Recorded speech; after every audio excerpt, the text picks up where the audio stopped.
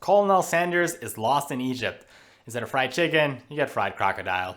So 2022, Lost in the Death on the Nile.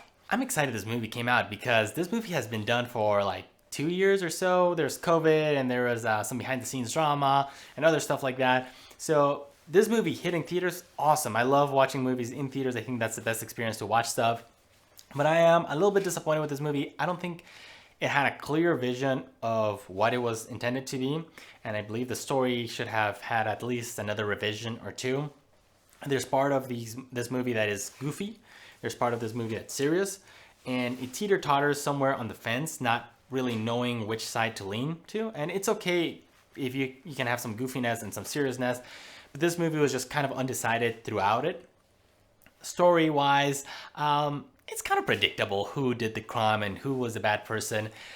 So yeah, I haven't watched some of the Kenneth Branagh's other work like Orient Express, and I'm not super familiar with Agatha Christie's type of work. I've only heard from other people.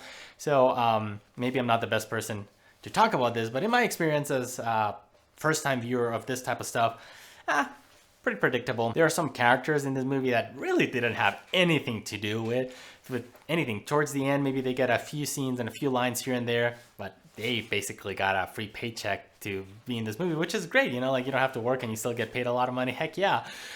This movie does have a couple problems with like green screen. Some things are just like very obvious. I don't know if they use like what they use in some Star Wars stuff, that they have a massive, basically a giant screen or multiple screens in the back, and then the person stands in front of it and it looks like you're in location, or it was just VFX and green screen and stuff like that. But it looked very obviously studio-ish type of look.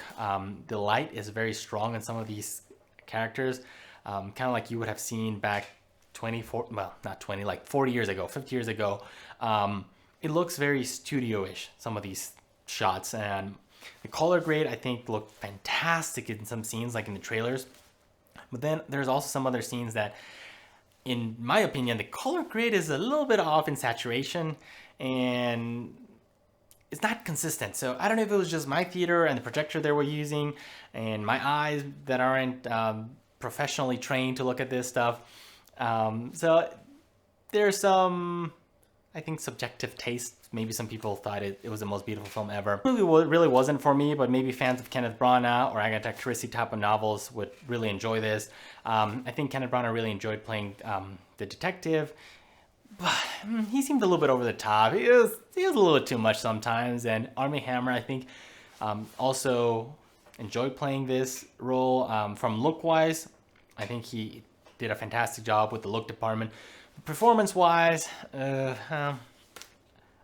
I'm not gonna say this because it would spoil it, but just take one good look at him and a couple minutes and you're like, something's wrong with this guy. So, and there you got it, folks. Remember, you owe it to yourself to watch great cinema.